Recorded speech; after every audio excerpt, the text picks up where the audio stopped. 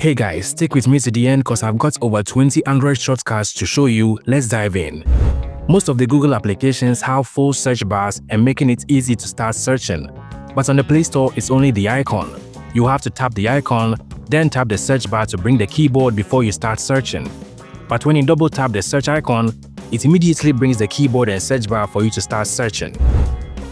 By default, on most Android phones, when you double tap the power button, it opens the camera application. But you can replace it with your preferred app. Just go to the settings. On Samsung, find advanced features, side button, tap on it, and you can even double tap for flashlight or go ahead and choose your preferred application. And if your phone can do this, then you will find the side button in the settings. And just like you can press the power button and volume down button to take a screenshot, you can assign a task to pressing the power button and the volume up buttons. Go to accessibility settings, advanced settings, side and volume buttons, and choose a list of applications to pop up for quicker access. Double tap the recent button to enter the previously opened application when you are using the navigation buttons, or swipe right when you use the gesture navigation. Did you know you can easily unsubscribe from multiple newsletters on Gmail? If you get tons of spam or unwanted emails, open Gmail, open the side panel and scroll down to manage subscriptions. This will bring up a long list of email subscriptions, then you simply tap the icon next to each to unsubscribe. On Gmail and other Google applications, you can switch accounts by swiping up and down on the profile icon. If you have tons of applications to delete from your phone, instead of going through one by one to delete, just head over to the Play Store, manage apps and device, then tick to select all apps you want to delete, and then tap the delete button to uninstall all of them at once. If you tend to use one application very often on the share sheet, you can pin it to favorites for quick sharing instead of going to more and scrolling through tons of applications. Just tap on more, tap the edit icon and add the app to favorites.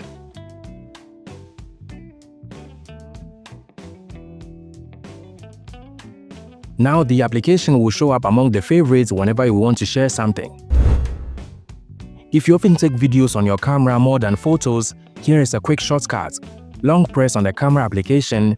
In the pop-up menu, drag and drop the video shortcut to the home screen. With this, you go straight to video mode. You can do same for almost every application.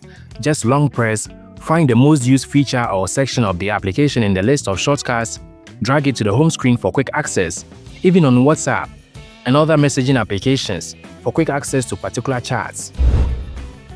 Did you know you can quickly enter the quick panel with just one swipe? Instead of swiping to the notification panel and swiping again, just swipe down with 2 fingers. And not just from the home screen, you can be on any page and do this. Here is an awesome shortcut if your phone supports split screen. You can save applications you often open together in split screen mode onto the home screen, so once you tap, it automatically opens both applications in split screen. So again, when in the split screen mode, tap the 3 dots in the middle, tap the star icon, and then choose home screen.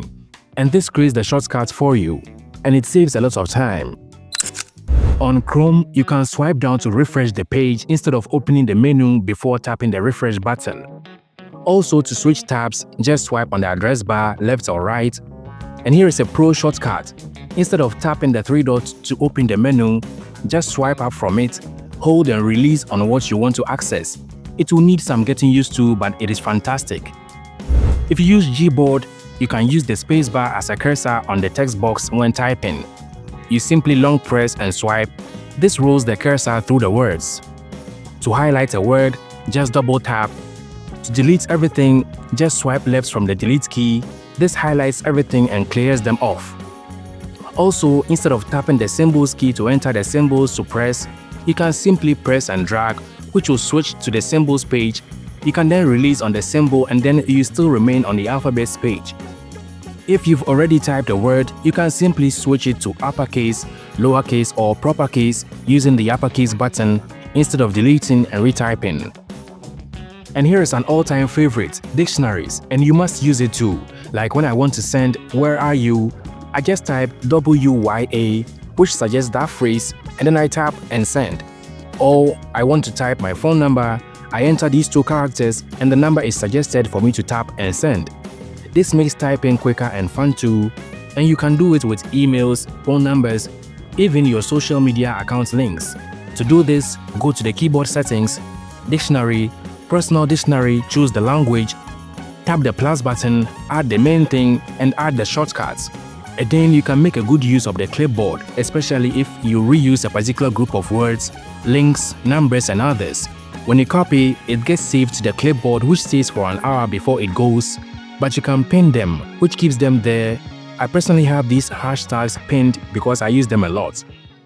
Switching to app shortcuts with an application called Action Notch, it makes good use of your phone's notch to perform tons of quick tasks.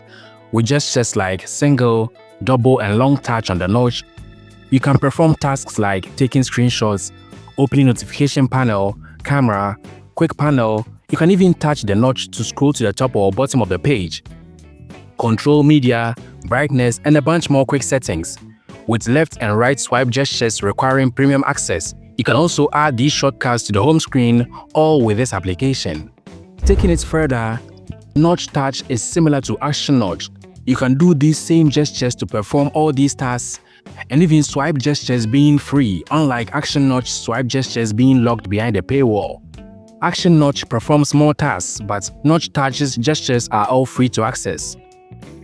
I'm sure most of you know this application called Playstore Search, which lets you find documents, contacts, media files, apps, and more. And the best part, you can have its search widget on the home screen. Playstore Search saves a lot of time and definitely worth having. Also, you can use applications like OneSwipe or OneEdge to have quick access to favorite applications when you swipe from the edge of the screen. And there is more access shortcuts with these applications. And if you use Samsung, you can have this app called One-Handed Operation, which is one of my favorite shortcut apps.